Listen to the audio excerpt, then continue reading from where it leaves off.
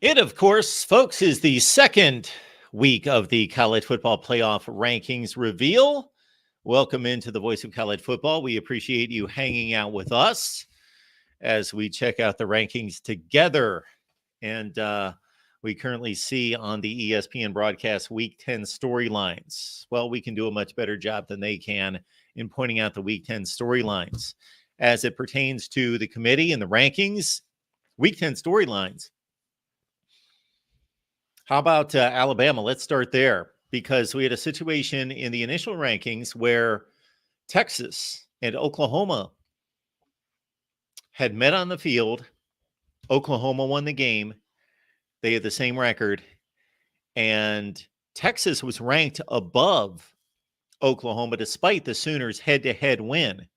Now we've got a situation where Texas, rightfully so, ranked ahead of Alabama in the initial rankings last week.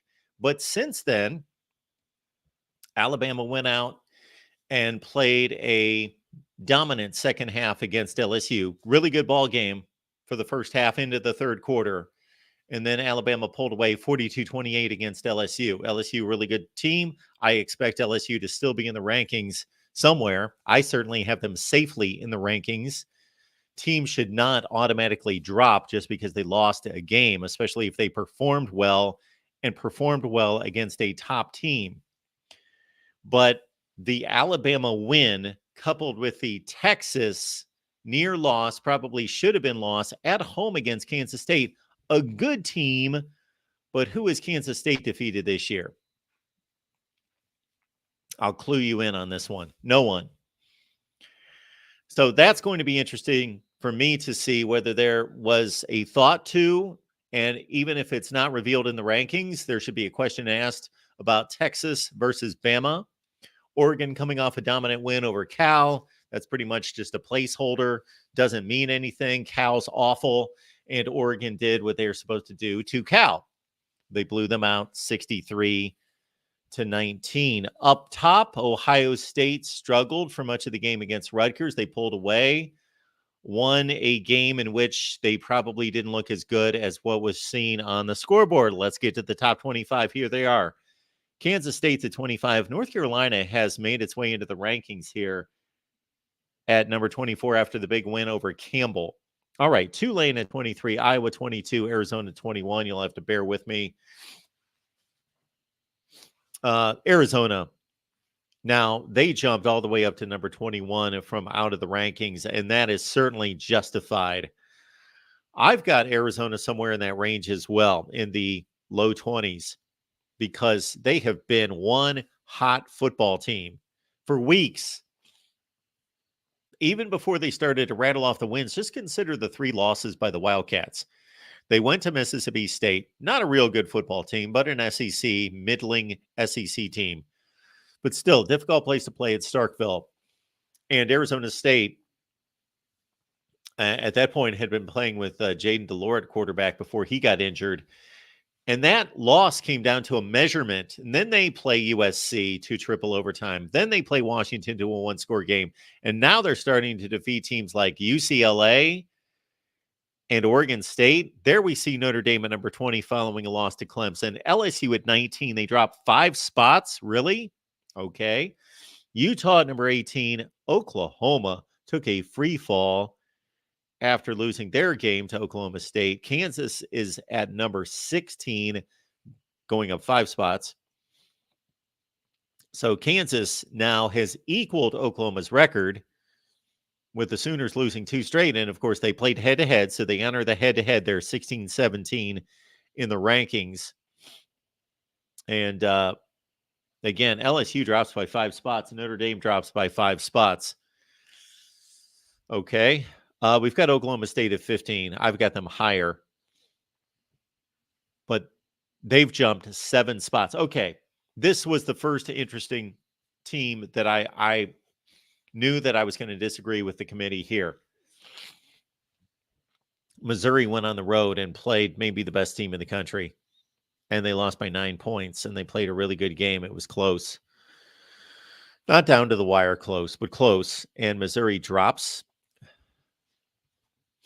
This committee, I typically back them up. I typically have evaluated them to do a good job through these 9 seasons. And I know the committee members have changed through the 9 seasons as we go through Tennessee 13, Oregon State 12, Louisville 11. Let's cover that first. But Missouri at 14, dropping 2 spots. Actually, Missouri just played its most impressive game of the season. I guarantee that Missouri, in those 7 wins, only one's over Kansas State, a really good team. That many of those other wins they beat like bad football teams and really not that impressively, and they jumped like 5, 6, 7 spots. But when they played Georgia within 9 points on the road, they dropped 2 spots. Penn State at number 10.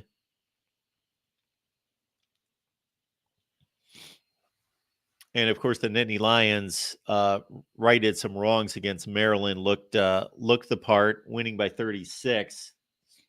They jump up a spot. So before we get to see the final 9, any predictions out there from the chat in regards to anything different that we're going to see? Off the top of my head, the only thing I'm thinking is that I guarantee there was a debate in the room about Alabama and Texas, about Texas won the head-to-head, but is Alabama the better team right now? Texas now playing with a backup quarterback, Malik Murphy, played a close game against Kansas, an excruciatingly close game against Kansas State, played a close game against Houston 2 weeks ago. Ole Miss at number 9. They jump a spot as well.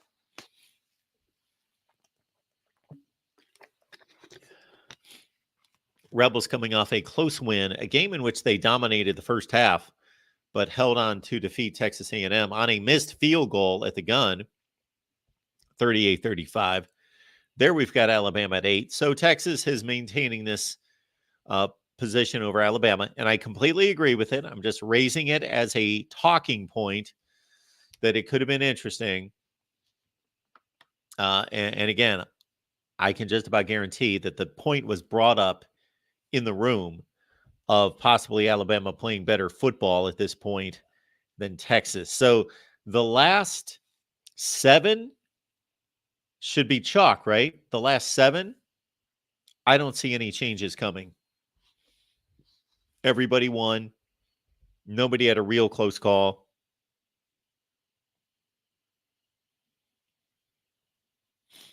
Oregon dominated. So we'll see here at 7. Should be Texas. Should be Oregon at 6. Washington at 5. Florida State at 4. Michigan at 3. And then there could be a push for Georgia at number 1. Does anybody think that maybe Georgia went from 2 to 1? Ohio State struggled in the first half. Georgia played a better team in Missouri, although they're really not that much from a record standpoint, that much better at 7-2 over Rutgers 6-3. We just have it stuck in our head that Rutgers sucks, but they don't. Bill says it right there. Nobody did anything to change the 4 in. I would agree in terms of the 4 in, but maybe in terms of the spacing of the teams.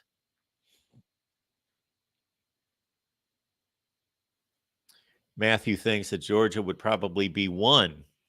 Okay. I guarantee that conversation was had.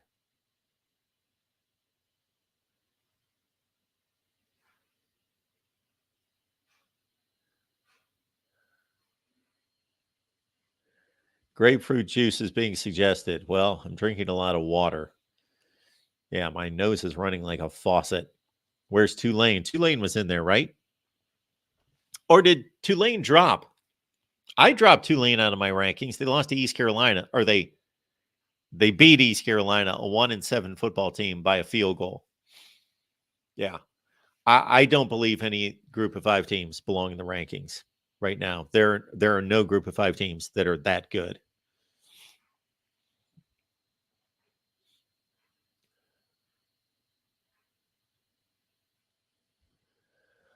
Jeremy thinks FSU is getting snubbed a bit.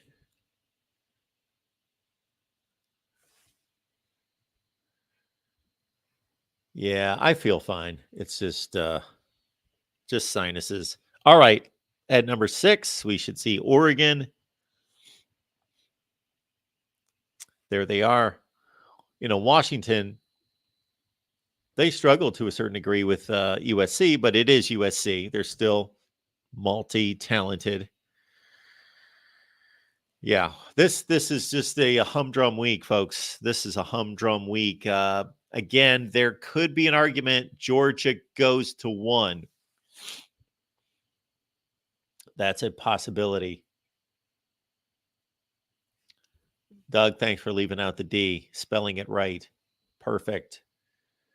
Ralph says Bama goes to 6. That was a prediction or a request, maybe by Ralph, who believes Alabama should be 6. Yes, USC's gone. So Rye brings up a good point, even though down the rankings don't impact the playoffs and don't really matter from that standpoint. But yeah, USC played the number 5 team in the country to a really good game, 52-42. So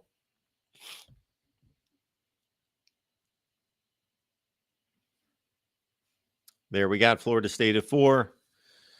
And our drama is going to be between 1 and 2.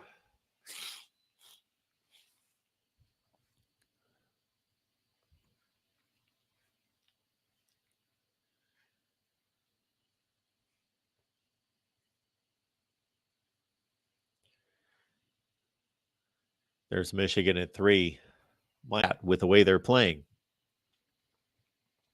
David Braun. Does the next Northwestern coach come from Washington State or Oregon State? Meaning at the head coaching level or at the coordinator level? I'm guessing the head coaching level, because you're bringing those two teams up because of the Pac-12's demise and because they're going away and those coaches would want to stay in the Power 5. Georgia 2, there we go. Ohio State is number 1, unless James Madison should be number 1 or Liberty. There it is. So the Buckeyes stay at number 1. So I'm anticipating these questions of the committee. Number 1, did you think about elevating Alabama past Texas because of how well they played? Did you think about elevating Georgia over Ohio State because of Georgia's win over a top 10 or 12 Missouri team and Ohio State struggles in the first half? Who was the lowest ranked team that could get to the playoff? That's always a good question to ask. I guess it would be Penn State's at 11. We've got Penn State at 11. Oh, Penn State's at 10. I think I have them at 11. Penn State at 10. I think that they would be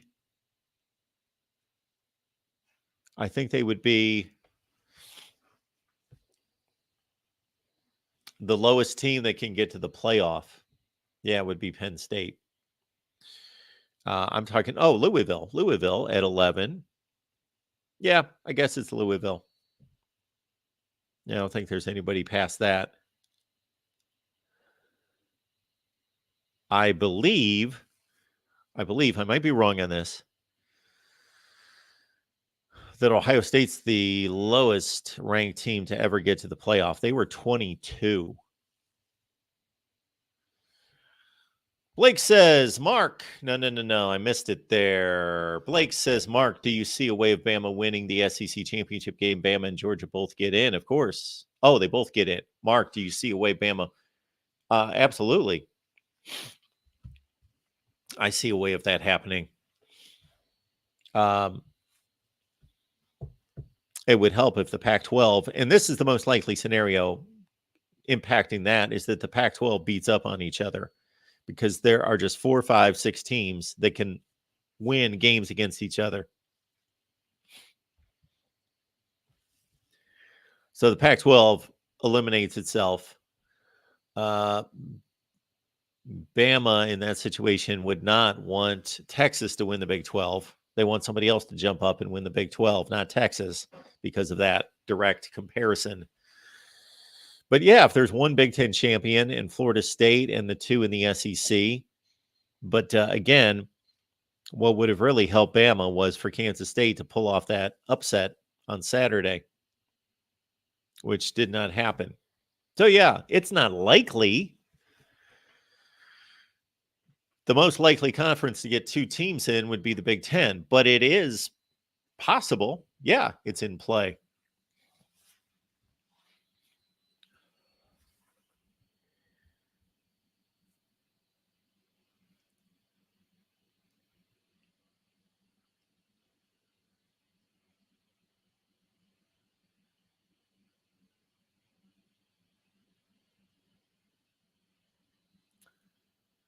Oh, what do we have? Do we have somebody messing up the chat here? We've got a resume comparison of the one-loss teams between Oregon, Texas, and Bama. That's 6, 7, and 8. Strength of record, Bama 4, Texas 5, Oregon 6. Strength of schedule, Bama 8, Texas 10. Oregon's only 63rd, but that's going to Oregon at 63rd strength of schedule. Well, they've got USC this week. They've got Oregon State, the final game, and I think their other game. I just posted a Pac-12 segment. Give that a look. I went through the tiebreakers and the various scenarios. How about Louisville getting to the playoff? How about that?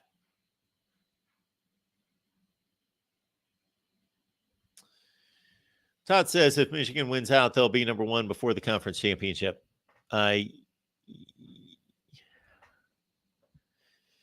Yes, I would agree with that. I think that they would displace Georgia and, of course, Ohio State. They displace Georgia, who has Tennessee. That's going to be a nice win. Is Tennessee in these rankings? I guess not. Tennessee is 7-2. I'm a bit surprised Tennessee is not in these rankings. I don't believe they are. But Georgia would have a nice win against Tennessee, and really that's it. 3 games left. Georgia's got Tennessee. They've got the scrimmage game against whoever, and then they've got Georgia Tech.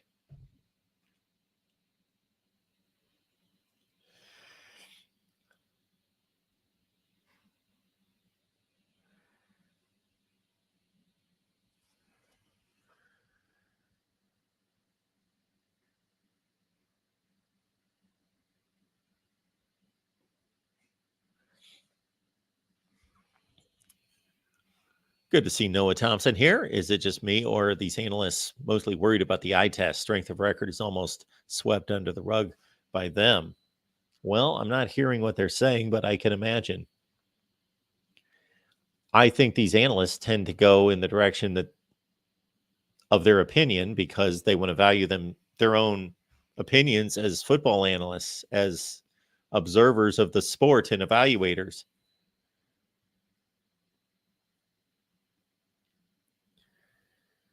Corey, do you think Michigan will be number one if they beat Ohio State? I do.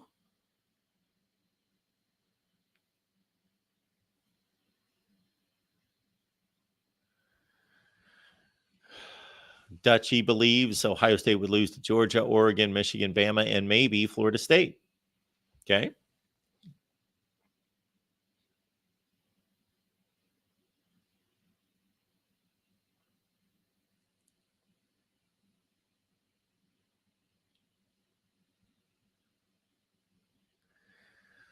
Blake, Mark, you see a way? Okay. I answered that question.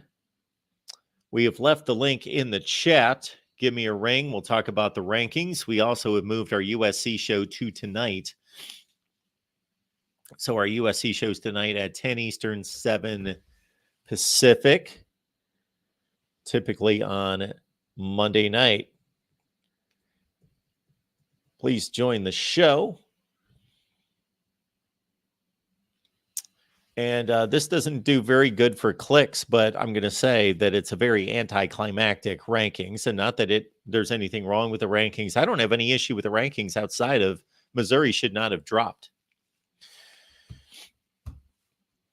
And the committee would explain that if they're doing this correctly, as I approach it, you don't necessarily drop teams or raise teams. So that's the result. That's the result of the re-ranking every week, that some teams rise and some teams fall. But I don't intentionally say, well, they were number 15 and they won, so I'm going to move them to 13, or they were number 15 and they lost, so I'm going to move them to 20. No, I just re-rank all the teams every week. So I don't raise or lower teams. And the committee is supposed to be taking the same approach, that they re-rank, tear it all down every week. All right. Welcome into the Voice of College Football. Michael's on the line. Michael, what's going on? Hello, Michael. Are you with us? I guess not. Michael, give us another shot. Michael's been having issues the last few nights trying to get through.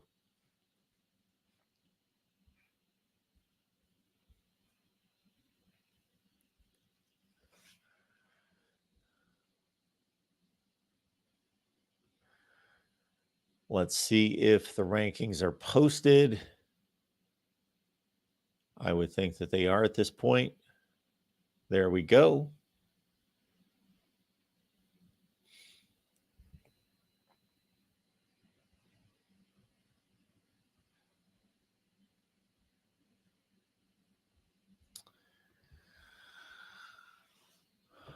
Ohio State at number 1. Buckeyes have a game coming up against Michigan State at home. Georgia's number 2. And I am losing track of who Georgia's got. Oh, Georgia's got Ole Miss. Georgia's got Ole Miss coming up. So for Georgia, is it Ole Miss, Tennessee, Georgia Tech? So that might be enough to hold off Michigan. Although Penn State and Ohio State certainly trump Tennessee and Ole Miss, but that's a pretty strong final 3 for Georgia. Michigan going to Penn State, of course, this week is a 6.5-point favorite. Check out our live streams that we posted over the last few days. The Big Ten live show. We also did a bonus Michigan live show on the main channel here on Monday. Florida State at number 4, coming off a win against Pitt. Not really much to talk about there. Florida State does have a game against, they've got Florida at the end of the year. They've got Miami this week. Miami coming off a disappointing showing against NC State. The interesting portion of this is that, of course, Washington and Oregon played. They play in the same conference and play every year. But that Texas-Alabama game really did matter, that those two teams played. And here they are at 7 and 8. Alabama and Ole Miss played. And they are back-to-back. So we have a situation where numbers 5, 6, 7, 8, and 9 all played, and they're all lined up based on head-to-head. Penn State obviously could make an enormous move if they win against Michigan. If Penn State wins that game against Michigan, regardless of what it looks like, you got to think Penn State would go to, let's say everything else is chalk this weekend, that Penn State would get to, would they pass Oregon with a win against Michigan?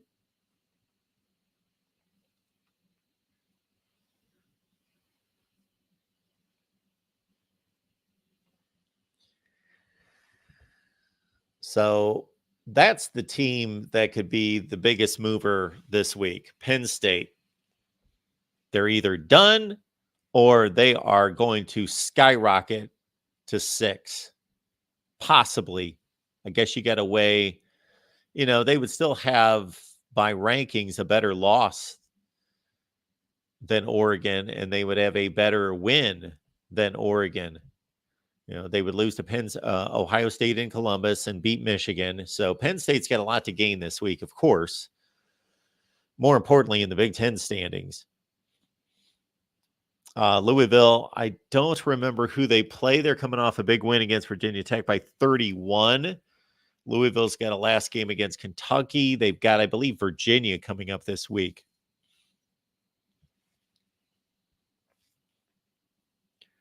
We've got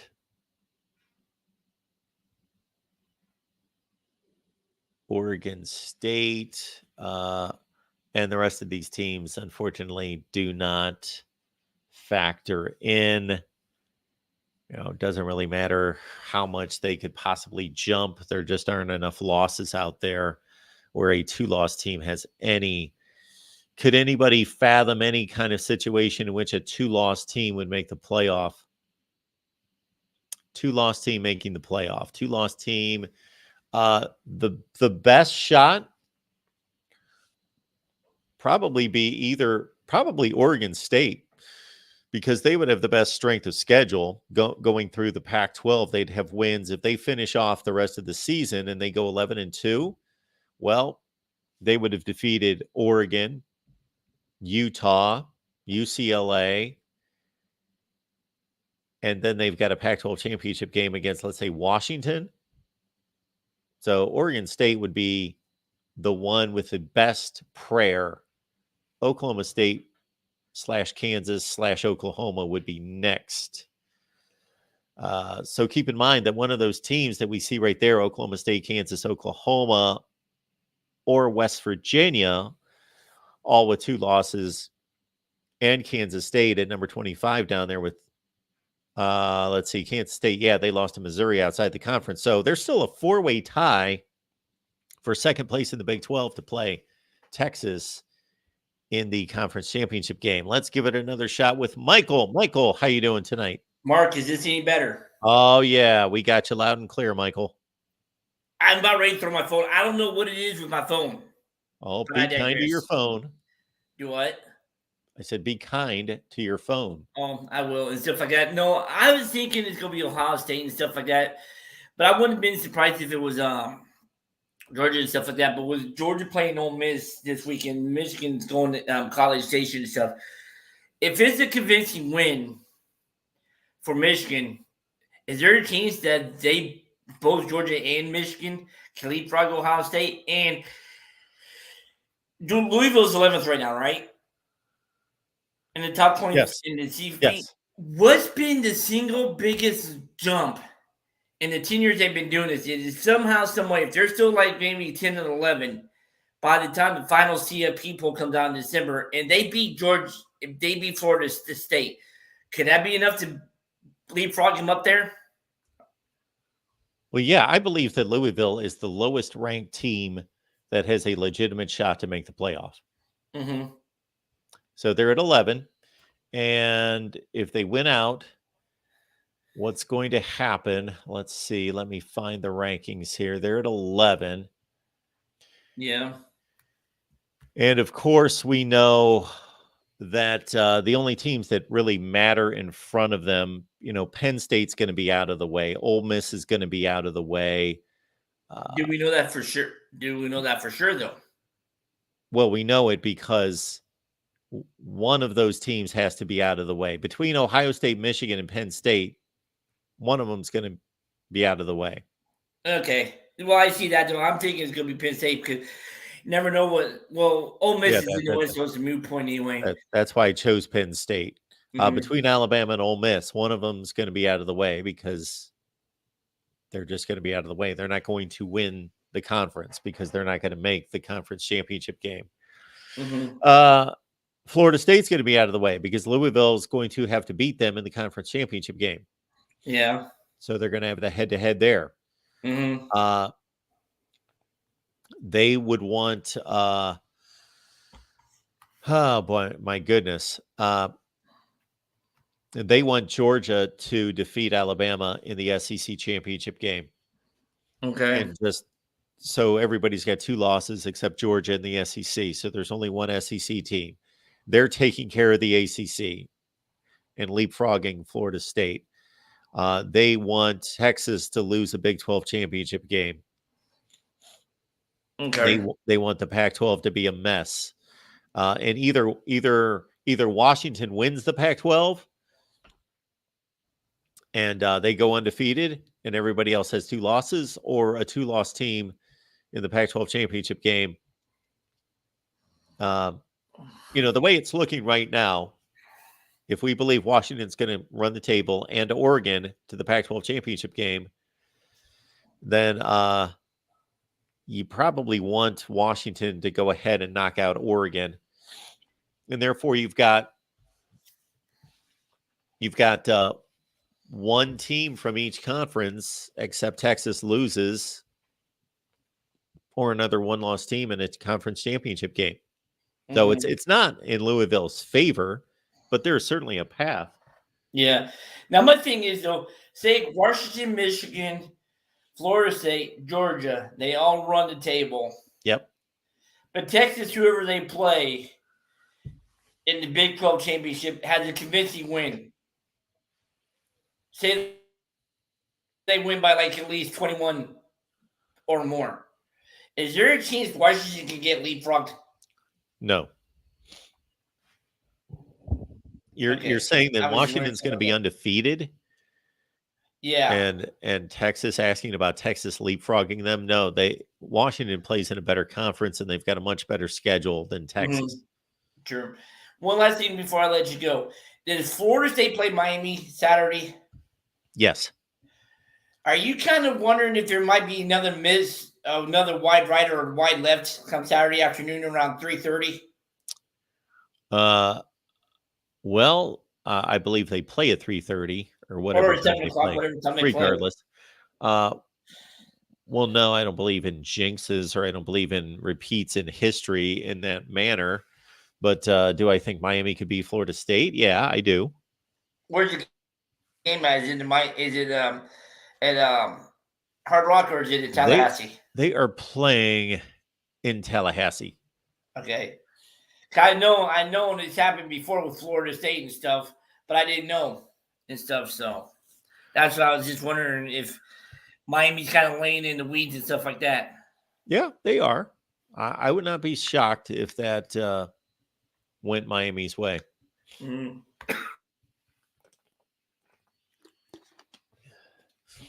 When does Louisville get Miami, and who's Louisville got this week?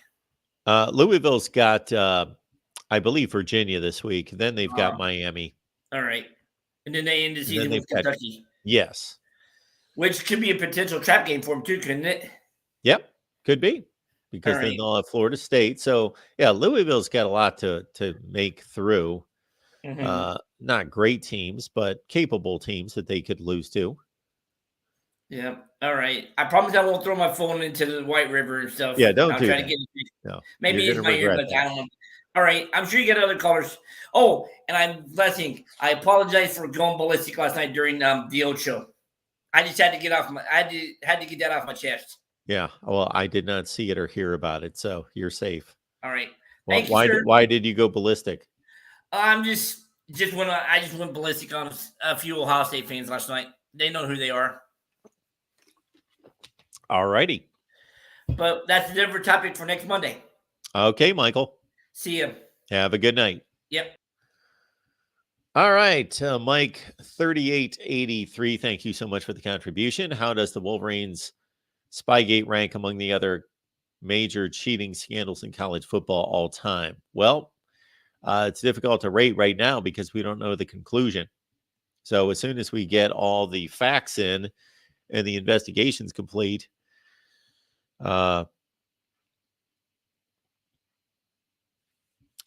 that we would know that then. It's very different. I will say that. It's difficult to rank because most scandals have involved recruiting. So we've had the couple, Penn State in particular, which completely is despicable and awful and is a violation of humanity. So that's on a different level. But talking about football-related scandals, they all involve recruiting, almost all of them. And so this is why I think this has resonated so much for a couple different reasons. I think this has been blown up, and it might be justified. I'm not saying it's not.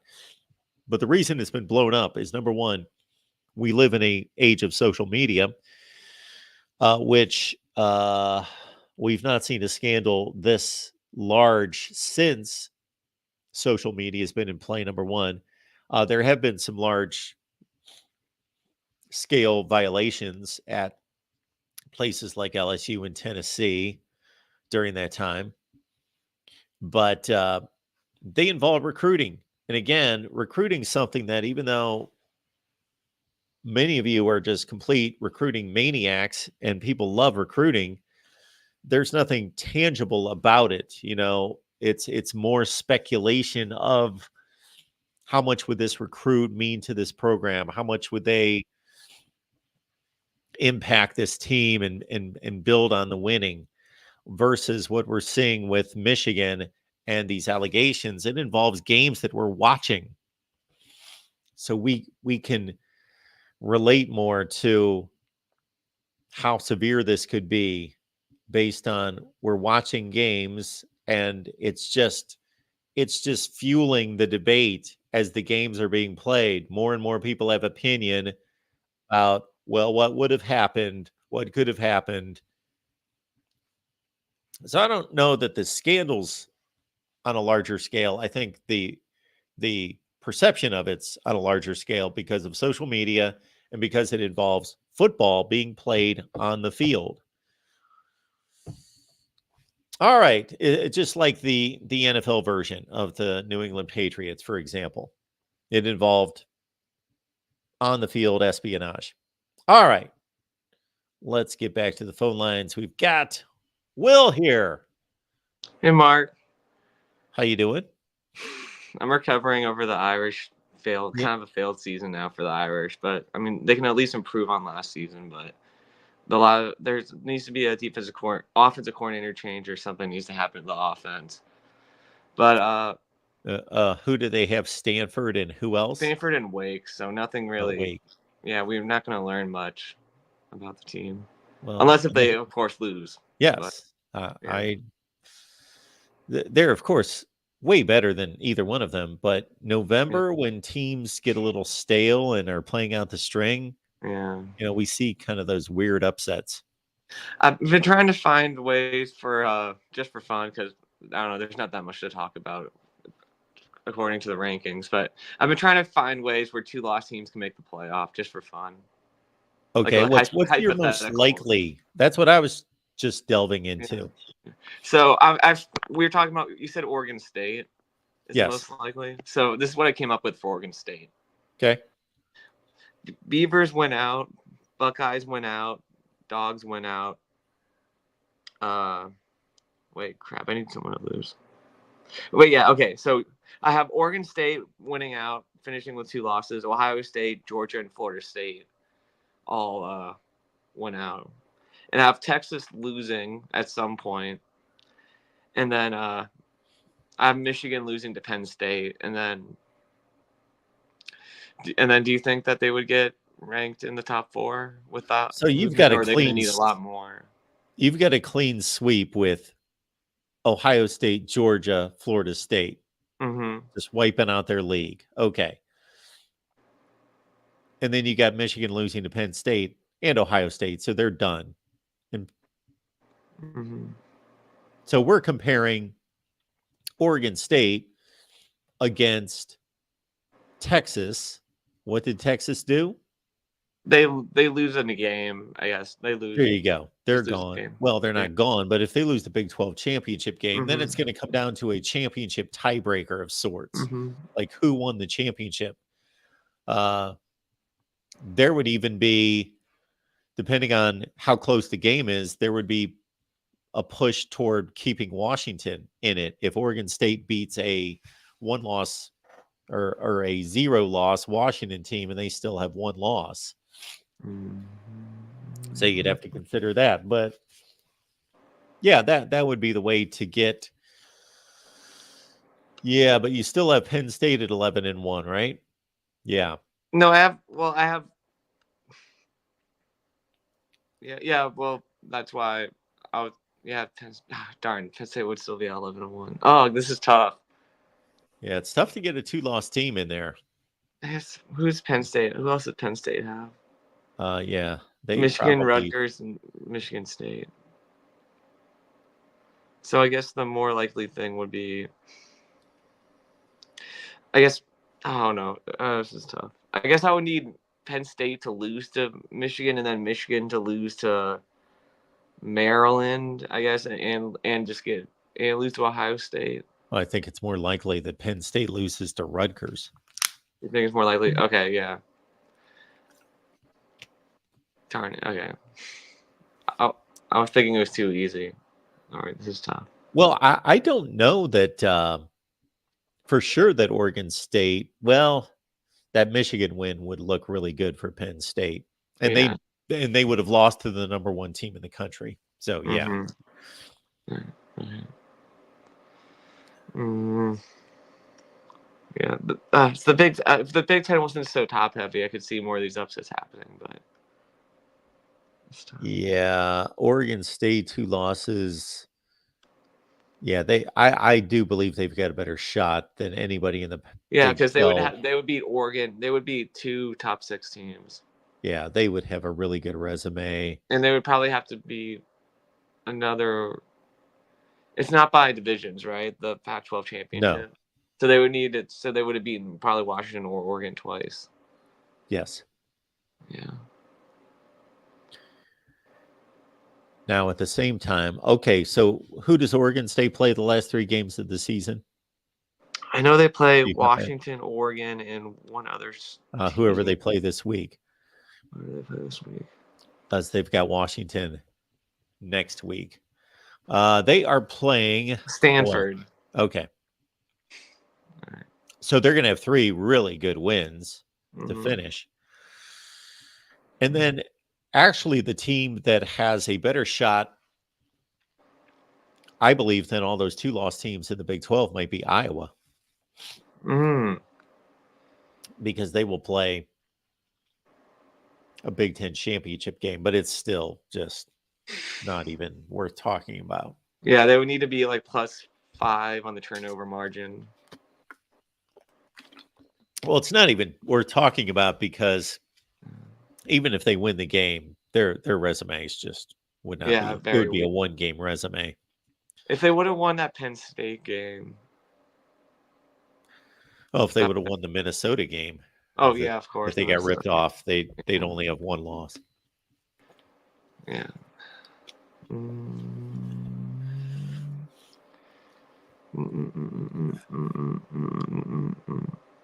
Trying to think. It would be. I don't know. It would be interesting to see some new blood in the playoff. I feel like all the top 6 teams have all been in. Well, I guess Texas hasn't been in yet, but. Well, that's yeah. Which of the teams that haven't made the playoff, besides, like, who do you think has the best chance of winning out the rest of their games and getting in? Do you think it's in the order? Do you think Ole Miss, then Penn State, then Louisville have the best chance? Or it's Texas. Well, I was saying Texas, but like out of the rest of the pack. Out of the rest of the pack, it's so basically just 9, 10, and 11. The team that has the best chance of winning all those games is Louisville. Ole Miss has to beat Georgia on the road, right? I don't know where the game is. Yeah, on the road. It happens. And an SEC championship game rematch. They got to beat Georgia twice. And Penn State has to beat Michigan and a Big 10 championship game. Yeah, I'm going to go Louisville. Yeah. So if Penn State, if they beat Michigan, they're in the Big 10 title game? No. If they went out, no. They would need Michigan to beat Ohio State. Well, it all depends on if Penn State wins this Saturday, they need Michigan to beat Ohio State. Okay. It's a 3-way tie. And then the 3-way tie goes all the way down to the 7th or 8th tiebreaker because all the tiebreakers are the same and they all are tied because none of the 3 lose to anybody else. So It would go down to who has the best non-division record. Who played the best 3 teams in the Western Division? Well, I know Penn State's the only one that played Iowa, so that would help. Yeah, that would help. They have a slight lead right now. Yeah, they played Illinois Northwestern as well. So Yeah. that's not helping. I was actually going to do a video on that. I got the numbers in front of me actually here as it stands right this second. The 3 teams Ohio State has played, Wisconsin, Minnesota, and Purdue, are 7-11. Mm-hmm. The 3 teams Michigan's played, Nebraska, Minnesota, and Purdue, are 7-11. And the 3 teams Penn State has played, Iowa, Illinois, and Nebraska, are 8-10. Mm. That's how close it is. Wait, so Michigan's leading? Penn State's leading. Oh, yeah, no, Penn State. Okay, Penn by State. 1 game. Yeah. Penn State by 1 game. Well, this will all be figured out next year when divisions will be gone in the Big Ten. Yeah. Then there will be other issues. Yeah. There will be other issues with teams that haven't played each other, multiple teams that haven't played each other, tying for, let's say, second place or first place in the Big Ten. Oh, boy. Yeah. So the SEC is going to be the only one with divisions still. Yes. Yeah. But, I mean, SEC's divisions are relatively even compared to other divisions. We believe Yeah. that that they're going to go forward. They haven't even announced their schedule next year. Mm. Mm-hmm. All right. Well, it'll be interesting All right, to see. Will. Yeah. One more thing. It'll just be interesting to see Yeah. if James Madison can make a bowl. I mean, I don't think they would get put in the New Year's 6 spot, but do you think that they would? I mean, I know it's not. Yeah, I saw that they're going to the NCAA about that. I didn't see what their argument is. It's not like I agree with him. I think that they should be eligible for a bowl. I don't know why you're on some kind of probation. I don't get that. It would have to be explained to me why that rule's in place. But at the same time, they signed up knowing that they were going to be on a postseason suspension. So it's like, we already knew this. Mm-hmm. Yeah, if they go 11-0 or 12-0 and Liberty, I don't know where they're supposed to be ticketed to go with that kind of record. Mm-hmm. Yeah. Right now, I guess Liberty is leading in the pack of the. Well, I guess they aren't because they aren't the highest ranked group of 5 teams. So I guess Liberty isn't. But yeah. I guess what I was saying was where one of them would land with the other one. You know, Air Force took a topple. Fresno State's getting into it. Mm-hmm. Yeah. Well, we got some good games next week, Mark. So definitely excited to talk about that soon.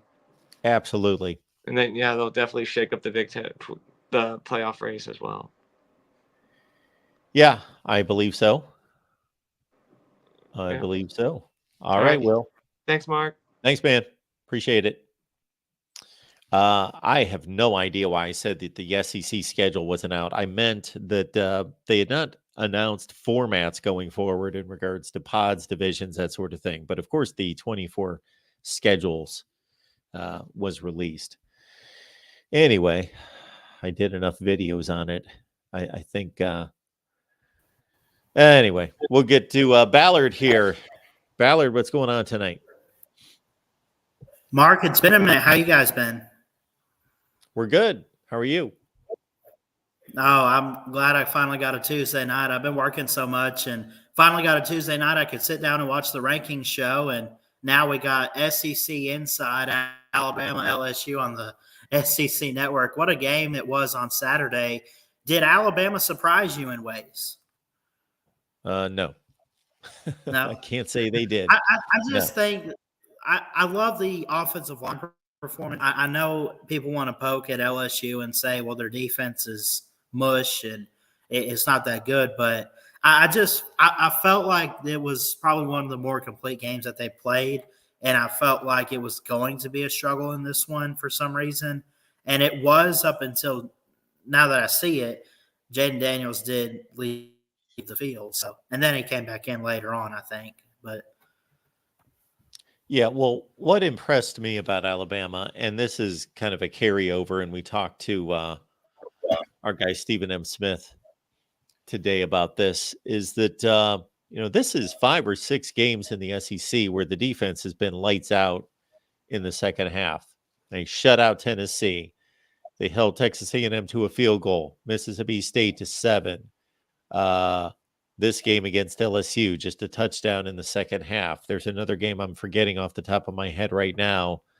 There was only 3 points in the second half. Ole Miss, 3 points in the second half. So Kevin Steele is making adjustments that are working.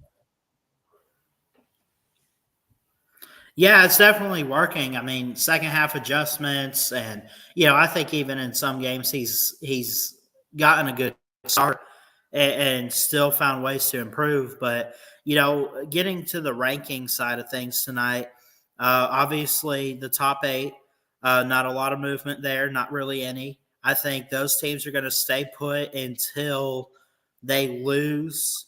So, but I look at that. And obviously, it's like if the season were to end today, Ohio State and Florida State, Georgia and Michigan in the CFP, I'm going to be honest. I don't see us getting multiple teams from the same conference this year. And I know that we had it last year with Ohio State and Michigan, but I mean, I don't want to say it's obvious, but I think it's a factor that the CFP committee will value a conference champion more so over a one-loss. Like, let's say someone's got to lose that Michigan game, Michigan-Ohio State game, and everything like that. Like, you're going to value Washington, Florida State, Michigan, or Ohio State, and then you got Georgia.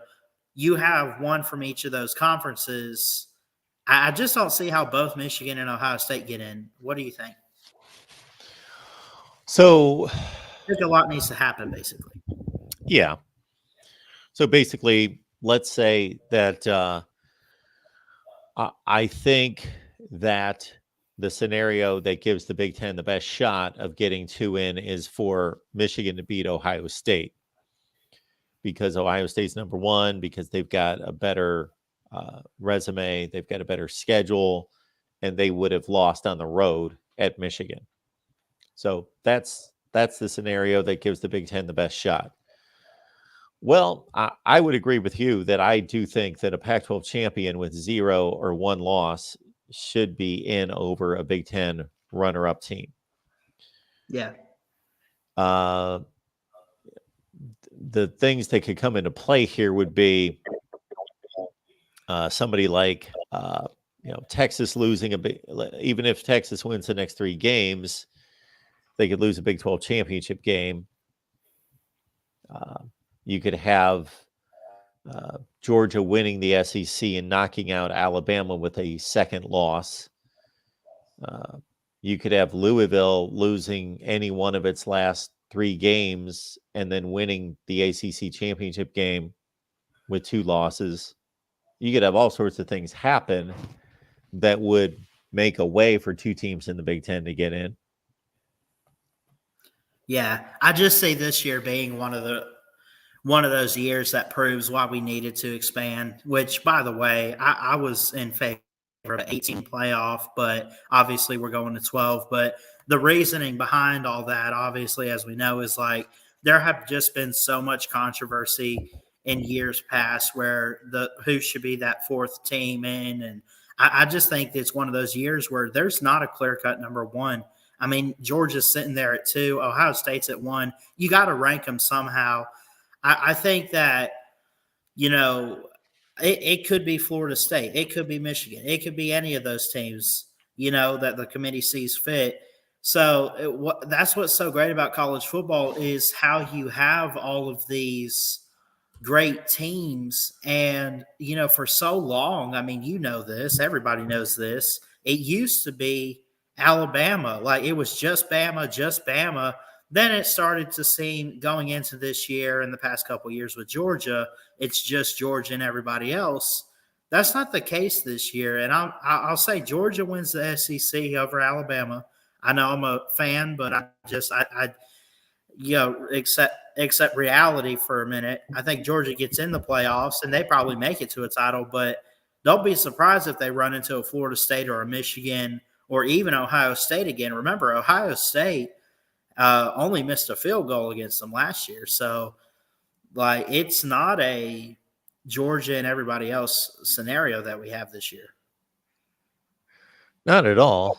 I think that when you put the history, and when I say history, I'm just talking about last year's history that impacts this year, the players that have already played meaningful games, big games, playoff games, put that together with what we've seen on the field and put that together with the resume. And I think that Michigan and Georgia they look like the best teams to me at this point in the season. But I do think that there are a lot of different teams that could, not a lot of different teams. I think there's about 4 or 5 teams that could win the national championship. Yeah, and I would ask you this.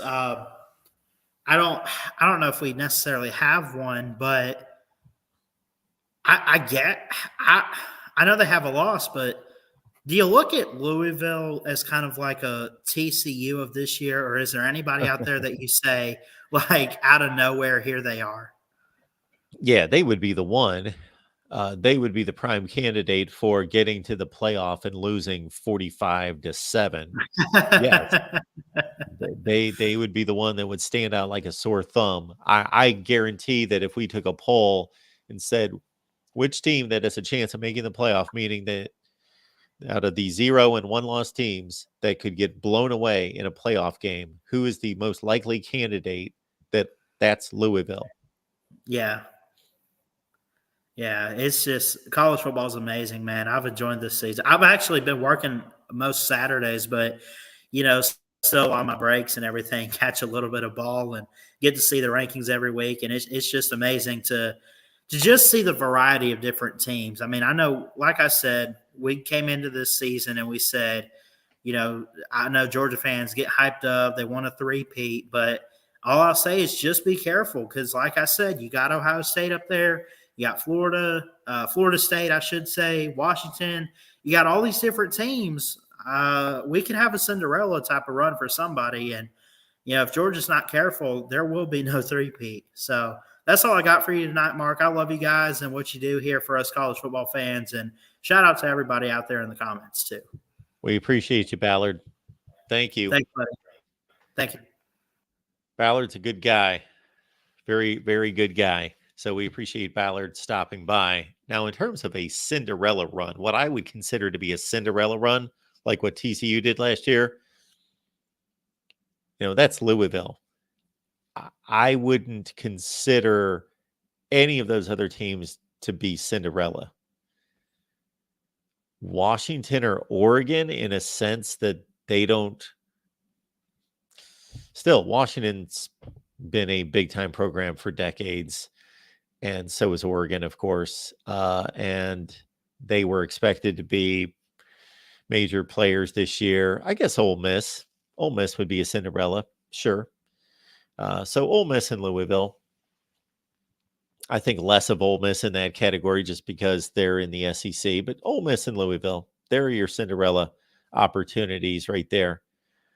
All right. Welcome into the Voice of College Football. We got Matthew here. Hey, Mark, what's up tonight? Not too much. How you doing? I'm doing good. I just wanted to ask you because I haven't had a chance to talk to you in a little bit. So when I asked you a couple weeks back, you said that there were, I believe, 5 teams that could win the national championship. I had trimmed my list down to, I believe, 8 or 9. I'm at 8 firm now. Okay. Have you bumped yours up at all? Or are you still with the 5 that you originally said? I think you said the 2 SEC, the 2 Big Ten, and you added Texas in there. You didn't believe Washington or Oregon could win it at that time. Well, Could they? Yes, they could. I'm talking about, yes, has what I believe is a strong shot at winning the national championship. Now, I tend to like Oregon more than Washington, even though they lost the head to head. I think they're playing better. I think they're a better team. I think they've got a better defense. So I would add Oregon. They would be the first one that I would add to that list. I've not seen Malik Murphy play these You 3 don't want to games. watch him. You don't want to watch him play, Mark. Well, yeah, I'm thinking about dropping Texas off the list and adding Oregon. And then I'd have a real tough struggle internally between Washington and Florida State of who I like better. So yeah, your list is a little bit more reasonable than mine in that I can't differentiate some of the teams on my list from the final 3 or 4 that you have.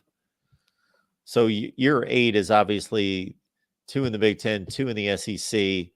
Florida State makes 5, Texas makes 6, and then you've got Oregon, Washington makes 8. 8. Yeah. That's correct. Yeah. Okay. Yeah, I just think those are the 8 best teams. And honestly, if we had an 8-team playoff, those were the 8 teams. I think any of them could win it. I really believe that. I don't, because none of them are dominant. Like, every team I see has a flaw this year. There's no team that just sticks out to me as like, damn, that team's just going to run right through people. I mean, Michigan hasn't played anyone. If they beat Penn State like a drum this weekend, like 31-3, then I might change my tune on that. Yeah. But if they don't, that's a close game. I think that just makes my point even more, because I believe if Texas is healthy, we can be a top 3 team in the country. The problem is, I don't know if we're going to be healthy. Quinn Ewers is progressing well. He's said to be throwing in practice. He's day to day at this point, not week to week. So I think he'll be back for the Iowa State game. 100% sure about that. I don't know about the TCU game. So if we can make it out of this game with them, I don't think we're going to lose to Texas. We're not, let me tell you this. If we're playing Texas Tech with the Big 12 championship game online, we're not losing to Texas Tech. So it really comes down to TCU and Iowa State. And it's going to be interesting because I don't, like you were talking about, you haven't got to see Malik Murphy play. So you didn't really watch any of the Kansas State game this weekend? No, I was in on other games. And even though that was a game to watch for sure, I got into it very, very late. I saw the Kansas State missed field goal and that they were able to get the ball back and then make the next one. And then I really didn't see overtime. Yeah, I think that's why I wish you would have watched it or had time to watch it, because I want your opinion on, because there's so many opinions. I've heard people say, okay, well, this like dents Texas because they barely beat Kansas State. And then other people say, well, no, it improves them because they beat them with a backup quarterback. So I'm Yeah. on the side of, I mean, we beat a top 25 team in the country with a backup quarterback. Do I agree we should have beat them by more because we were up 17-0 at that one point in the game? And if Sark just takes 3 points, we go up 20-0. And if Malik Murphy's not throwing the ball at the other team constantly, if Quinn Ewers plays the game, we win that game by 3 touchdowns. I'm confident saying that. Quinn Ewers isn't going to run a screen pass that takes 5 seconds long, turn this way, throw back this way to nobody except the Kansas State defender. He's not doing that. So it was just frustrating to watch, honestly. Yeah, I do think that we've got pretty high expectations of these teams and that they should dominate and control every game. And a team like Kansas State, I would think that that a serious national championship contender should beat Kansas State most of the time by 2 or 3 scores, but on 2 or 3 occasions out of 10 games, play that kind of game, barely beat them. Agreed, but you didn't say with the backup quarterback. I think that changed the difference for every team in the country. I don't care who you're playing. If Ohio State had to play with Noah Brown, they would struggle with teams they shouldn't struggle with because, one, he hasn't gotten the reps that McCord has, and he's not as good. That's why he's not starting. Yeah, especially if it was Noah Brown because he's playing with the Dallas Cowboys. Yeah, my bad. What's his first name? Devin Brown. Yeah, Devin Brown. I always mess up with that. Yeah, Noah Brown is playing the Cowboys. He's playing with the Texans now. Actually, I think. Okay. Yeah, he caught a touchdown this weekend. But how is Texas not ahead of Oregon? That's the only thing that bothered me about this poll. We have better wins than them. You have to pardon me. My nose is running. Oh, like you're good. So I'm just kind of had to take a quick second there. Okay. That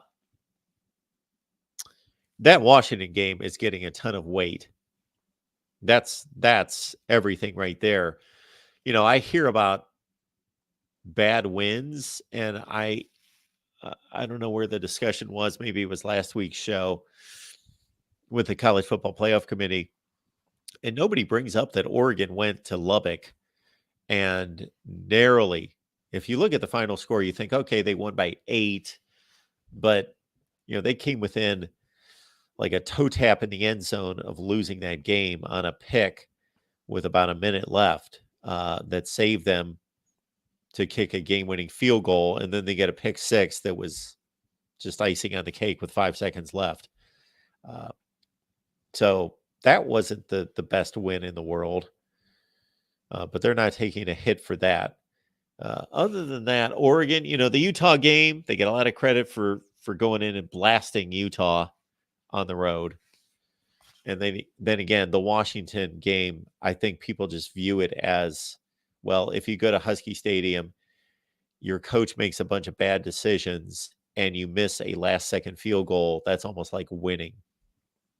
I guess, but I mean, we went, in my opinion, the hardest play to play in college football is Alabama, and we went in there and won that game. So I just don't understand. I also don't understand because if you're comparing Kansas and Utah are similar teams to me, especially with honestly exactly similar in a lot of aspects. And we destroyed Kansas. We destroyed them. They destroyed Utah, and I agree they're on the road. That should get a little bump up. We beat Kansas State this weekend with our backup quarterback. Who's Oregon's third best win? Well, their third best win would be, what did I say?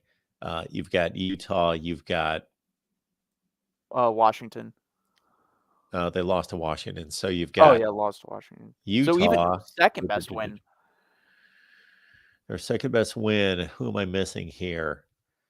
Washington State, Oregon State, Cal, Stanford, USC. They play this week. UCLA, they haven't played. They didn't play Arizona. It's a great question. They beat Utah. Their second best win, is Texas Tech. Yeah, those either the first, or they're one of the 4 worst teams in our conference, or Washington State, who's also 4-5 and only 1-5 in the Pac-12. That's a great point. I think that you're taking a hit. Texas is taking a hit for Oklahoma's decline. Yeah, that's true. But I mean, to me, I always judge wins and then I would go to losses. I don't like intermingle them. I would go best win versus best wins. Then if it's even, you want to go to losses, I have no issue with that. But we have 3, by the own committee's rankings, we have 3 top 25 wins. Well, if the committee's being somewhat consistent, which of course they're not with what they've been in the past, because number one, they build whatever narrative they want, and they got a bag of like 10 points, and they just pull out whichever ones fit that situation. But basically, egregious losses have been counted against these teams more so than their big wins. Like what's kept Ohio State out of a playoff and possibly 2 is a big loss, an ugly loss, even when they had better wins than the team that they were compared against.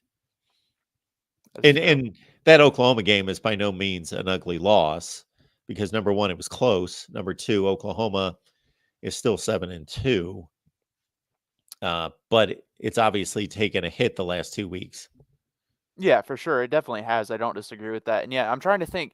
Oregon's schedule left is Oregon State, USC, and then who's the other team they play? UCLA? You said Oregon? Yeah. They've got USC this week. Okay. Then they always finish with Oregon State, and I forget who they've got in between. I should have it in front of me. I just posted a video on these tiebreakers.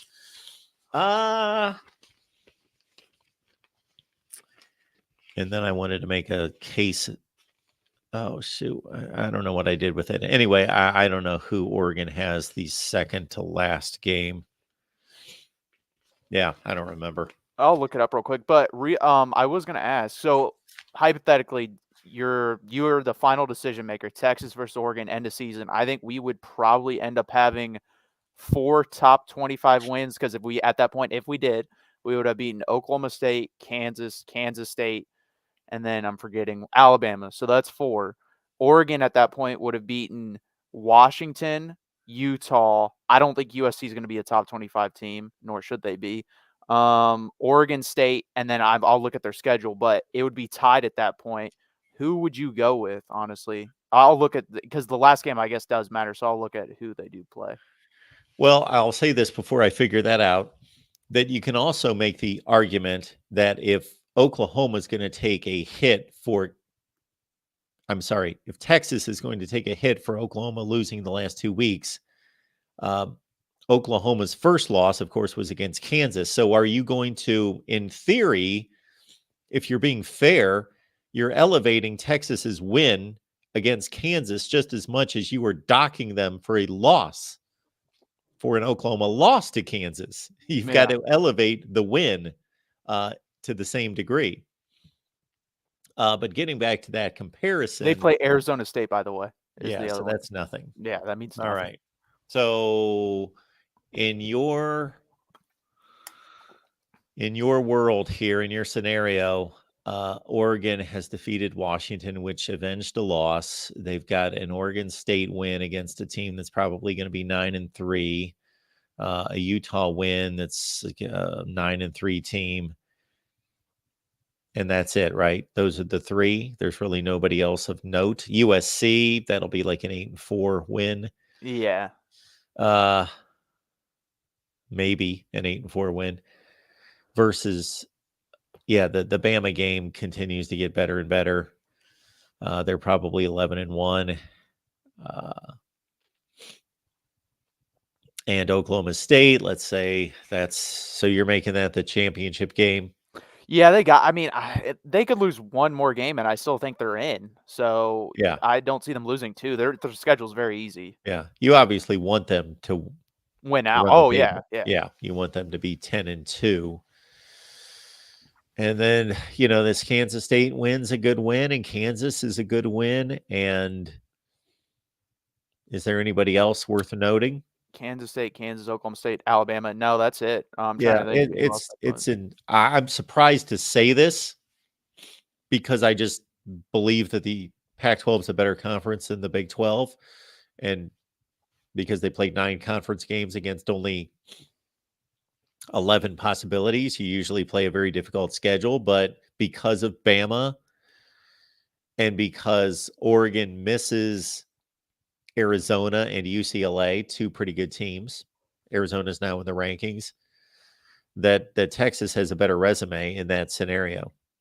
I mean, I would agree. Obviously, being a Texas fan, I'm going to be a little bit biased, but also when it comes down to strength of record and strength of schedule, we'd beat them in both of those. So now there is also the analysis of the game control and the dominance of those games. Yes, that does matter too. I think it would be a mistake, though, for the committee to – I mean, I know you have to weigh the games with Malik Murphy, but if you're going to weigh game control, like if that's your last thing, can you weigh him with our starting quarterback? Yeah. I think it's unfair at that point if you weigh him because of a backup. I do tell you that I guarantee that this Washington loss is – they are weighting this so heavily. And if Oregon would avenge a loss to a team that they're already getting a ton of credit for taking to the wire on the road, I don't know. Could it be a possibility whoever wins the championship game by more? Could it be one of those scenarios? Well, yeah, if Oregon avenges that loss and they win some inconceivable score, 44-17, and Texas struggles, and especially if Oklahoma State loses a game going into the Big 12 championship game, and they're only a 9-4 team once they lose the Big 12, then that's not a good scenario. Yeah. This will be my last point. I think there's going to be one team left out that probably shouldn't be. Yeah, I get your point. Meaning there should be an expanded playoff. Not that. I don't think there should be 12, but yes. Not that they're going to screw up and put somebody in over somebody that shouldn't be there. There just needs to be an extra spot. Yeah. Yeah. Also keep this in mind, Matthew. I think with the committee, I think they're more impressed with, because they're looking for playoff teams. They're looking for, can that team play against the best teams in the country? They're looking more for that peak moment or two versus does somebody have a string of really nice wins against 8-4, 9-3 teams. That's nice. That's good. That helps. But if it comes right down to it, we want to go with the team that shows that they can, just like in the past, they've docked a team that looked like, okay, if they don't have a good night in the playoff, they could get killed. They want to avoid that. Yeah, I 100% understand that. I don't think we'd get killed by anyone with Quinn. I mean, if Malik were to end up playing the whole season, I don't even want to see us in the playoff because he could potentially blow out a team, but he could potentially get us blown out by 30. That's the type of guy he is at the quarterback position. Whereas Yeah. Quinn is just, at this point, he's the total opposite of last year. He's just consistent. He's just Yeah. going to be a B- guy the whole time, and you're not really going to have to worry about him. So it's going to be interesting. I think, like I said, I think there's going to be a team left out. I mean, there's a possibility the Michigan-Ohio State winner, I think loser could win the national championship, and there's a good chance they're left out. So it sucks, but it is what it is, and it's been an exciting year. And again, I'm going to promote my show. I'm here. We're changing it. We're going to be here on Wednesdays at 7:30. That's the only difference, guys. I'm moving it from Tuesday to Wednesday, 7:30 on the Big 12 and Texas channel. So come over and join me tomorrow night. All right. So, yeah, we should probably put that on the main channel too, so people can find you. But Yeah. they should be able to find you on the Big 12 and on the Texas channels. But and we've changed the name of this. We have Correct?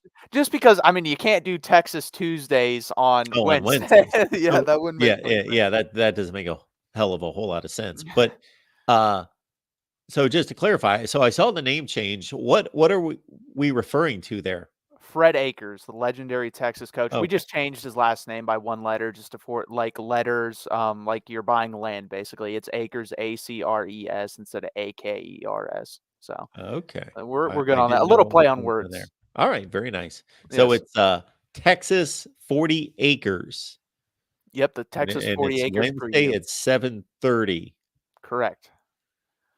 So we don't typically do another Wednesday show here unless I jump on live, but that's not a big deal.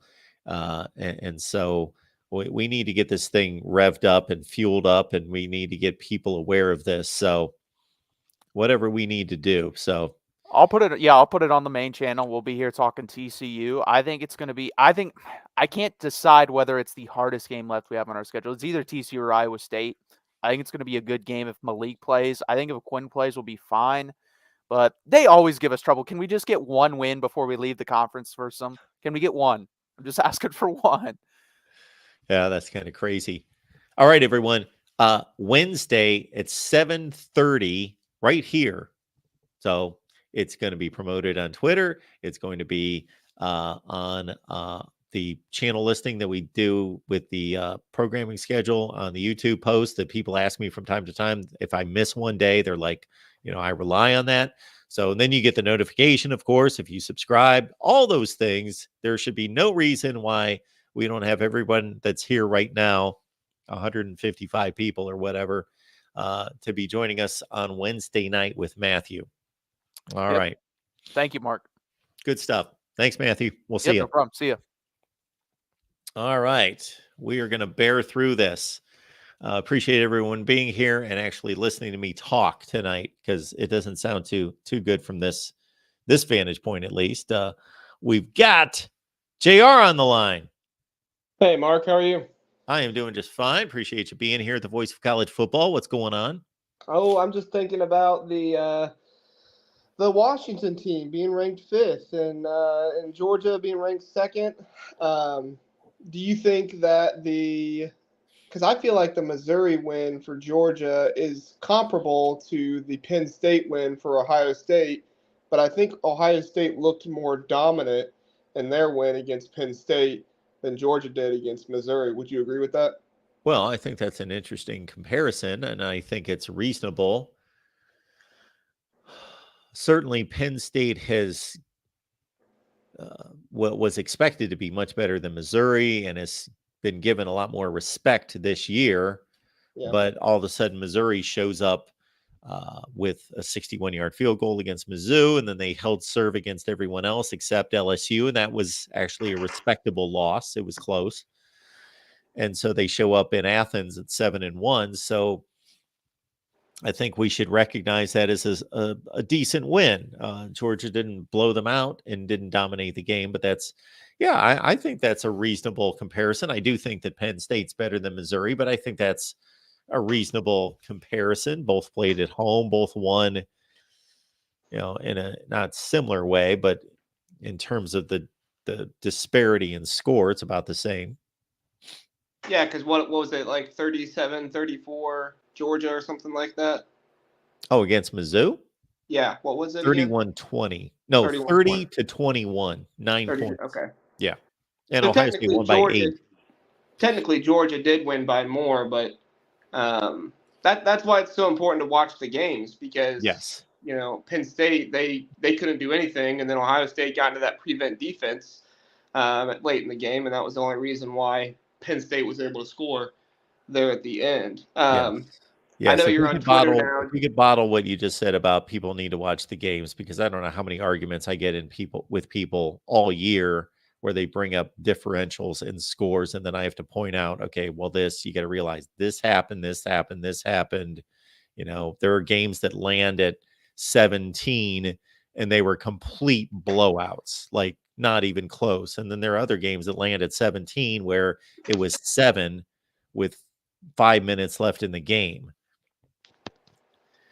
Right. Yeah. And that like if you just looked at the score of the Ohio State Penn State game, then, you'd think, oh, that was kind of a close game. But even if you look at the box score, you get a little bit more information because Penn State was 1 for 16 on third down conversions or something like that. Yeah. I mean, just absolute complete dominance by the Ohio State defense in that one. It doesn't look like it because everybody likes to look at high scoring games and stuff. And, even with Ohio State the past 2 years, it kind of would disgust me when we're winning games, 45-31. It's like, oh, okay, well, good, we put up 45 points, but we also gave up 31 to a team who has no business scoring that much on a national championship contender. So, I can't believe how many people I ran into on social media after that Ohio State Penn State game that were basically taking away credit from Ohio State, and I'm like, are you nuts?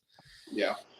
And yeah, I think we talked about that a little bit on the Michigan show earlier, how sometimes people look at it and say, oh, well, that team wasn't all that good. The Penn State offense is fraudulent, and it's like, well, no, maybe the Ohio State defense is just really that good.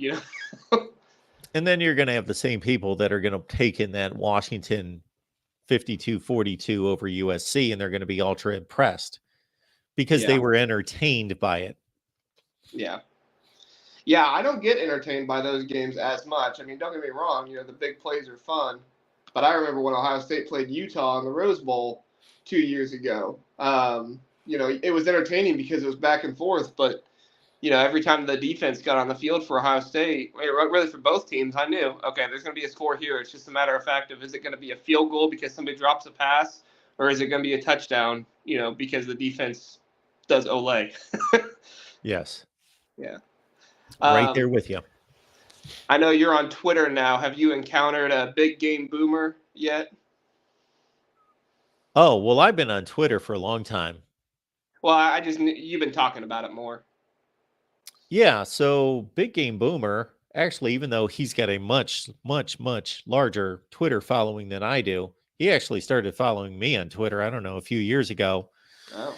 And so then I followed him back and started to look at his work and see all his lists and all that other business. But we've had him on 3 or 4 times. Yeah, he's really, I haven't minded him in the past as much, but this season he's really, really going against Ohio State with, oh, really? Seems like every breath. with stuff like what?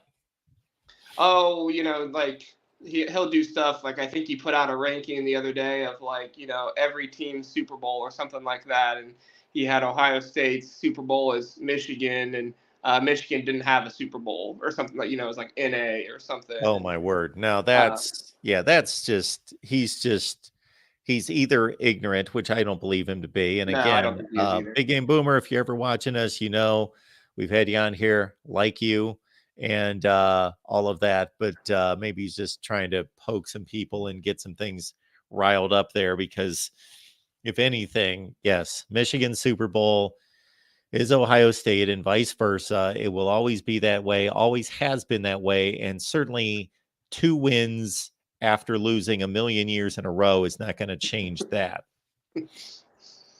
I thought you might be just as upset about it as I was.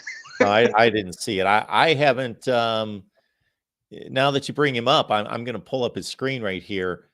I haven't come across one of his lists in forever. I don't know why. I just haven't seen them.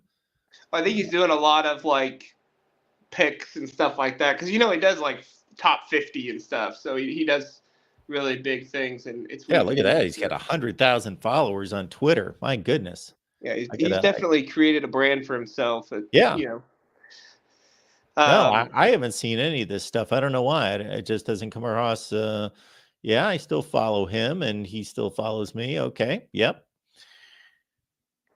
Yeah, he was saying today, he was like, I forget exactly what he said, but it was something along the lines during the ranking show that, it's ridiculous that Georgia's behind Ohio State. What was that right there? Yeah, very good Mizzou team. Ohio State played like garbage against Rutgers. Whoa. I mean, if you look at the halftime score alone, yes, but there was also 12 minutes there where Ohio State didn't have the ball. Yeah, and let's not. So we would all do better, including myself, if we could somehow, if there was some way to completely strip away bias that gets attached with certain names and brands. Yeah. Rutgers is going to have to be a pretty good team for a couple of years, I guess, for people to give them any level of respect. They're pretty good. If Missouri played Rutgers, I don't know who would win. I think Missouri would win. I'd give them an edge, but Missouri has a 1-game record advantage over Rutgers. It's not like Ohio State was playing a traditional Rutgers team that's 2-7 right now, and this Mizzou team's really good, 7-2. No, there's a 1-game difference between the two. Yeah, and I would say, that Rutgers has, they're higher up in their conference than Missouri is. I think that Rutgers is, probably the 4th best team in the conference this season. I think they're going to give Iowa a game this weekend, and they'll probably score a good amount of points. Not that I think Iowa's defense is bad by any means. Obviously, they're very, very good, and Phil Parker has done an amazing job. But I just look at that Rutgers team and what they do really, really well. And if Gavin Wimsatt can just not turn the ball over, there's a lot of teams out there they can beat that I think people would be surprised that they would beat. There's the Super Bowl listing here. You're getting me caught up on the Big Game Boomer. Again, for whatever reason, I haven't come across, haven't even thought about him just because I haven't seen any of his posts or that I took note of, I guess. Maybe I've scrolled by them, but for months and months, probably this entire season. Okay. All right. Interesting. Okay. Yeah, and like I said, I don't. He's not normally been against Ohio State this much, but I'm pretty sure he chose Ohio State to lose to Penn State, Wisconsin, and maybe Wisconsin. I don't know that one for sure, and Notre Dame. And so, it's like he's almost wanting Ohio State to lose, which I get what he's doing. He's doing it for clicks and stuff like that. And I'm on social media too, trying to get that stuff, so I get what he's doing. It's just, every now and then I think to myself, that's a lot of clicks you're trying to get. Or no, that was what it was. It was the upset alert. He put Ohio State on upset alert against Wisconsin, which, I guess that's not a bad take. They did give Ohio State a good game. So this would have been this past weekend. Okay. So this is for this coming weekend, I guess. Yeah. Okay. All right. Yeah. So, and I think, I don't know. I think that Washington is one of those teams that, you have to kind of throw the resume out on a little bit, because I think that they're a good team and they've had some really good wins, like the Oregon game. But, I can't get games like that Arizona State game out of my head. I Yeah. know that they had the flu and stuff like that, but still, that's not a good Arizona State team at all. I mean, you should be able to at least put together a few drives for points in that one. So I feel like they're like the hardest team to rank in all of this. Washington. Yeah. Yes. I find it interesting that there's a lineup of teams that have played each other. So the committee is keeping that all in order with Washington over Oregon, then Texas over Bama, then Bama over Ole Miss right in a row, which is good, which I do not disagree with in any way.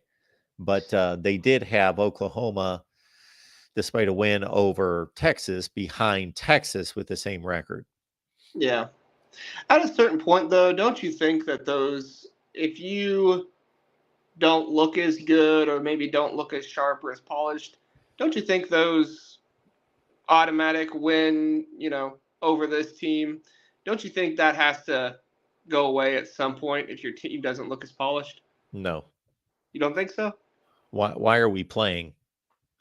Well, yeah, If you I get don't two know. teams at the end of the year and they're both 11-1 and one of them beat the other, Yeah, I just think of like Texas and Alabama because I don't think this Alabama team is anywhere near what they were when they started the season. Jalen Milroe was benched at one point after that Texas game, and that offense just looked absolutely terrible without him in there. And then sure. against LSU, he's running around all over the place. LSU can't contain him. Now I know LSU doesn't have the best defense in the world. I'm not trying to say that LSU is great defensively, but So I do think Jalen Milroe has improved and they've structured the offense more around him, which would make an impact, don't you think?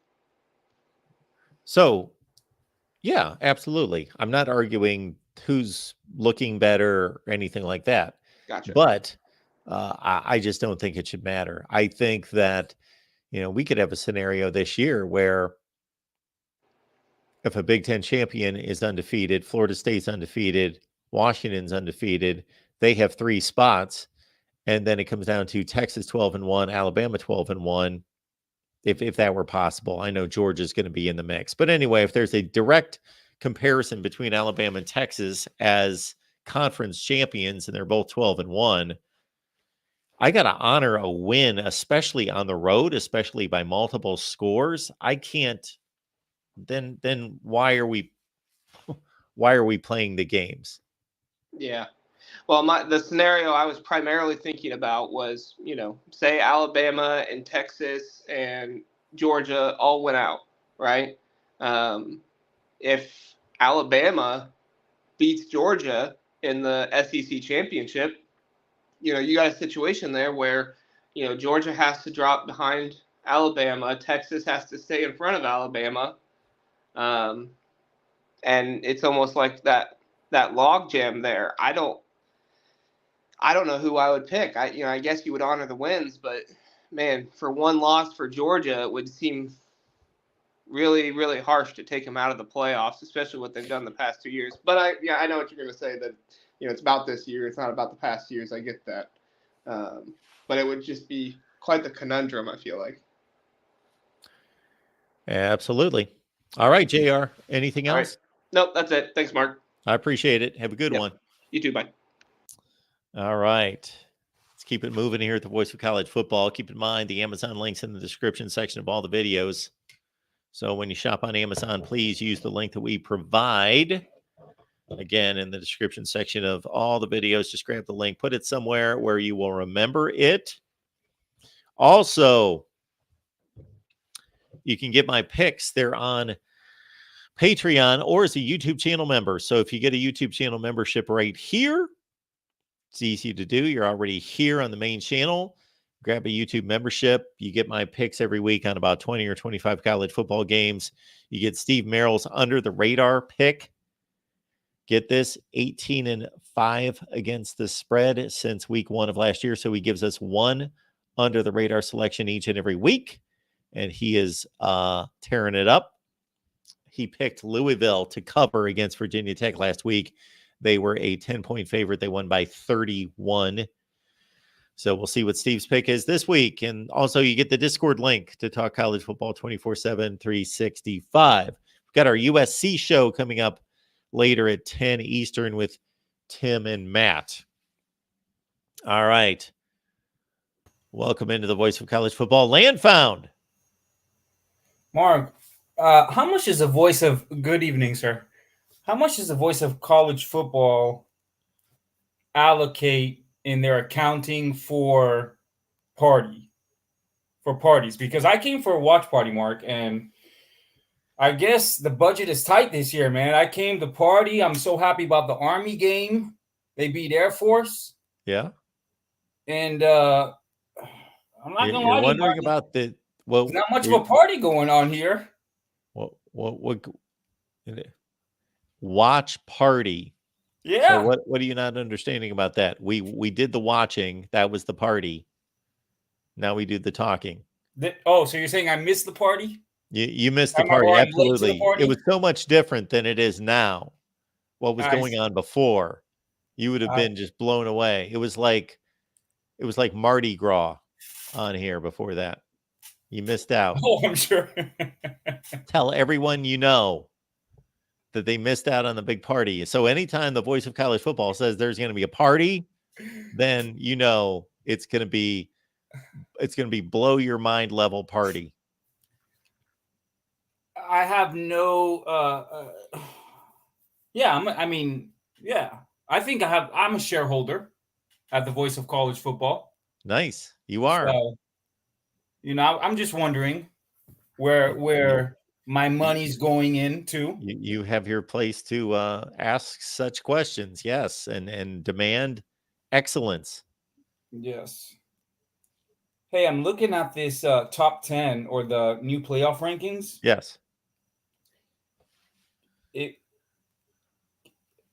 If I can start with Alabama, because they've been the most dominant team for the last 10 or 15 years. Yep. And go from there. Not too long ago, I would have said, you know what? Even though Alabama's not in the top 4 or didn't make the playoffs, I would say that they're still the team to beat. But I would say with, I don't know, post-COVID, the transfer portal, college football just getting more competitive, me not really watching any other game outside of Miami, you know that, and the Ohio State Notre Dame watch party that you did, I think the consensus is right that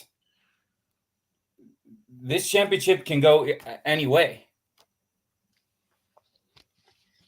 I think that there are more teams that could win a national championship than at any time in the recent past. I mean, OSU strong, but they're not as strong as they typically are. Georgia's just won 2 national championships. Michigan is vulnerable. Florida State is unknown. Washington, I have no clue. Oregon, no way. Texas, no way. I think Alabama can sneak in there and seal it. Is the college football playoff ranking, you have to be in the top 4 to make the playoffs? Yes. How Does confident Alabama have a when path there? when you make these assessments of these teams, I heard a lot of no way, they're vulnerable. Like, how confident are you in making these assessments of these teams? Well, I base it on the criteria that I listed, plus tradition. Tradition. And football. And, Ohio State has a football tradition and a strong winning tradition. Georgia has a football tradition. In recent times, they've had a really strong football tradition. Michigan is suspect to me. We all know why. Strength of schedule, the sign-stealing deal. Florida State is returning back to the party. Okay. I know you're a big Florida State advocate. You hit me up on Twitter every so often, pushing Florida State and criticizing things that I've said that I can't even, I don't even understand what you mean. The time I'm like, Landfound's upset about something I said, and I don't even know what it is. You can't say that, Mark. You can't say that out loud. You know I'm a Miami fan. That's like heresy. You've thrown it out there for everyone to see. Well, Washington is. I have no idea. You'd have to tell me about Washington. Great But offense, bad defense. That's Washington in a nutshell. 52-51 against USC. Yeah, 52-42 to be 52-42. accurate. Yes. Does Alabama have a path to the national champion, to the top 4 to make the playoffs? Oh, sure they do. They do? They're Yeah. still alive? Oh, absolutely. Okay. They're going to play Georgia in the SEC championship game. Oh, then they're still alive. Okay. Is everything? Are you okay? Everything's okay? With me personally?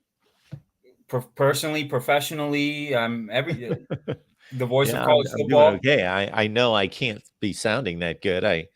I feel fine, but I feel run down, and my nose has been running like a faucet for 2 days. But besides that, I'm fine. I got to look after my investments. Well, I appreciate that. You know, anytime you have a great investment idea as a shareholder, as you say, of things that we should be doing here, then you just let me know. I'm actually glad you asked. Can you give me 1 more minute of your time? Sure. Okay. I'm This here is for my you. idea, Mark. Okay. All right. For those of your viewers and financial contributors who have given over a certain amount of money, whatever certain amount of money that you deem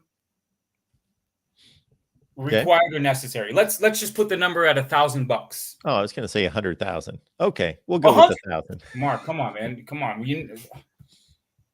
Once a year, we get invited to the Voice of College Football for an exclusive behind-the-scenes look at production,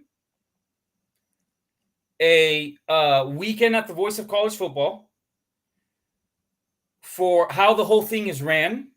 Yeah. And to spend time with you. Okay. Well, that would be awesome. So, this could be 3 people. It could be 12 people. It could be whatever. Right. What do you think about that? But it's got to, it doesn't have to be, but let's say whoever's given $1,000 over the course of time at the Voice of College Football, or whatever number you deem, one weekend a year, you're invited for an exclusive behind how the Voice of College Football is ran. Well, I can say your this. side. I can say this, that it's going to be run from a different location here in the next few months. Okay. For one thing. Okay, cool. See all this back here? Yeah. All this business, we want to get rid of that. We want to do something completely different, something completely new, better. Been aiming to do that for a long time, but just have not been in a position to do that. So I want to be here for it. Okay. Definitely want to keep following along. You know where to find me. I'm here. I appreciate your support. I appreciate your idea. I think that's I didn't expect that idea, but Exclusive behind the scenes look at how the Voice of College, and you go live even with whoever. So I'm going to have to start tracking everyone's contribution. Exclusive behind the scene look. Yeah. Hey, Mark. I like Thanks that. for your time. I like that. Land found. Appreciate you. Yep. Can't wait, Mark. Hopefully it's a great weekend of college football that we have coming up. No doubt. And we got Miami and Florida State, of course. We go for 2 hours tomorrow night with Miami and Florida State. With Cam, I'll probably, can't wait. All right, man. All Thanks. right. We'll see Talk to you later. Get land found. Big donors come in for the weekend. See, I'm not real confident that anybody cares to do that. That's my largest hesitation there. All right. Good stuff out of Land Found. Yes, we would have to have somebody bring the Oreos. That would be a must. Bigger couch. I knew there would be some good comments coming up here. Yeah. Ramen noodles. Yeah. If I'm flying people in, goodness gracious. Yeah. I don't know. Yes. Good stuff. Hot dog cookout once a year at Mark's place.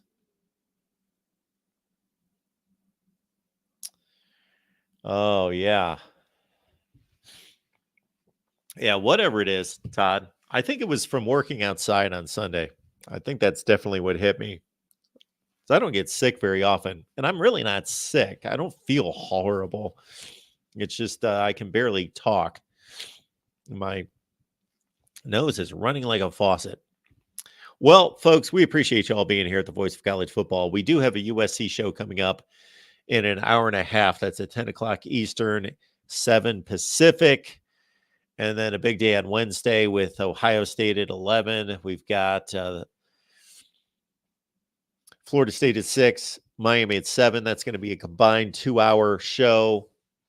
So we will do that as well tomorrow night. And man, I've got all sorts of scenarios for all these conferences that I want to lay out. I produced the Pac-12. I was able to stop my nose from running long enough to do a video and post that. And we're going to go through the Big 12 and the Big 10 and all these various conference scenarios. All right, folks. Appreciate you being here at the Voice of College Football. You guys are the best. Thanks for keeping us inspired and doing what we do best. And thanks to you, the best discussion, debate, and analysis because of your participation. And we will see you all over on the USC show at 10 o'clock Eastern, 7 Pacific tonight. Next show on Wednesday leads off with Ohio State Live at 11 a.m.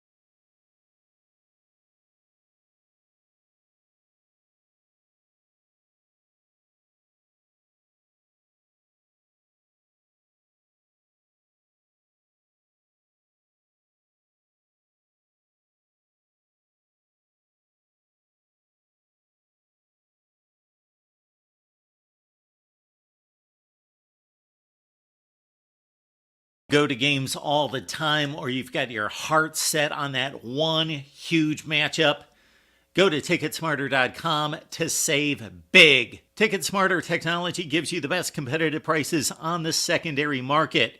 Your purchase price is safe and guaranteed. Use promo code BIG, B-I-G, to get $10 off of any purchase of at least $100, or the promo code BIG20, BIG20, to get $20 off of any purchase of at least $300. Use the promo code as many times as you'd like. There is no limit. Get in the game with Ticketsmarter.com or the TicketSmarter mobile app. Think smarter, Ticket Smarter.